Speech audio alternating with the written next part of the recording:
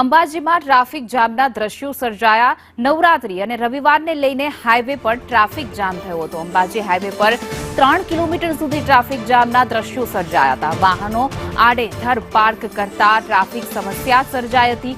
અંબાજી આસપાસના માર્ગો પર ભારે ભીડ જોવા મળી હતી।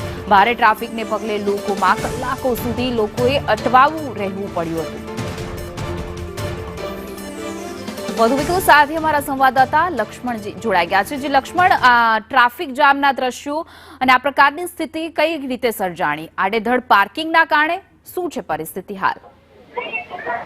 વાત કરવામાં આવે અંબાજીની તો જે અંબાજીમાં જે કહી શકાય છે કે રવિવાર અને જે નવરાત્રીનો પર્વ ચાલી રહ્યો છે તેને લઈને જે કહી શકાય છે કે પાર્કિંગો છે તે પણ ફૂલ થઈ ગયા હતા અને જે કહી શકાય કે જે વાહનો છે તે આડેધડ જે રોડ ઉપર પાર્કિંગ કરતા જે લાંબી જે લાઈનો લાગી હતી વાહનોની અને જે મંદિરના વહીવટ હતી તે પણ જે કલાકો સુધી જે ટ્રાફિક જામના દ્રશ્યો સર્જાઈ હતી ત્યારે કહી શકાય છે કે જે આડેધડ વાહન પાર્કિંગ કરતા એક પણ પોલીસ કર્મી કે ટીઆરપી જવાન જોવા નતો મળ્યો અને તેને લઈને અંબાજીમાં ટ્રાફિકના જામના દ્રશ્યો સર્જાયા હતા।